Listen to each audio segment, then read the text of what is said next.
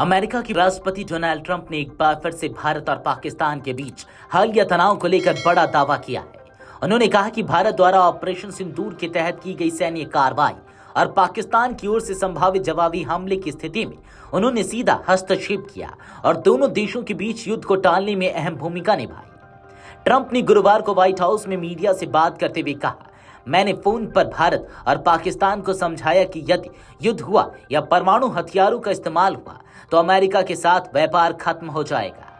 मेरी कॉल और चेतावनी के बाद दोनों देशों ने पीछे हटने का फैसला किया। ट्रंप ने बातचीत के दौरान कश्मीर मुद्दे का भी जिक्र किया और कहा कि वह इस पुराने विवाद को सुलझाने में भारत और पाकिस्तान के बीच मध्यस्थता करने को तैयार है। उन्होंने कहा, हम दोनों देशों को एक साथ लाने जा रहे हैं। कश्मीर को लेकर लंबे समय से विवाद चला आ रहा है। मैं इसको खत्म कराने के लिए कुछ भी कर सकता हूं। ट्रंप ने दावा किया कि अगर उन्हें मौका मिले तो वे कश्मीर मुद्दे को हल करने में निर्णायक भूमिका निभा सकते हैं।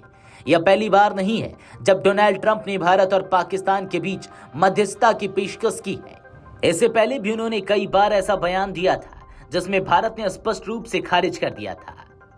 अपने बयान में ट्रंप ने दावा किया कि पाकिस्तान परमाणु हमला करने की तैयारी में था। उन्होंने कहा, भारत और पाकिस्तान दोनों युद्ध की स्थिति में पहुंच गए थे। पाकिस्तान जवाबी कार्रवाई की योजना बना रहा था और परमाणु विकल्प पर भी विचार कर रहा था।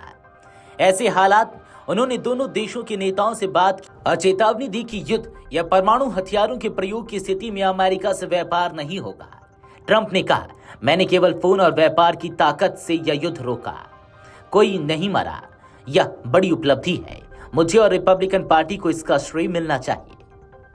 भारत सरकार की ओर से इस विषय पर हमेशा से एक साफ और सख्त रुख रहा है। भारत मानता है कि कश्मीर भारत और पाकिस्तान के बीच एक द्विपक्षीय मामला है और इसमें किसी तीसरे पक्ष की मध्यस्थता की कोई जरूरत नहीं है। भारत के विदेश मंत्रालय ने पहले भी ट्रंप जैसे बयानों पर प्रतिक्रिया देते हुए कहा कि कश्मीर पर भारत की स्थिति स्थायी और स्पष्ट है, कोई मध्यस्थता नहीं।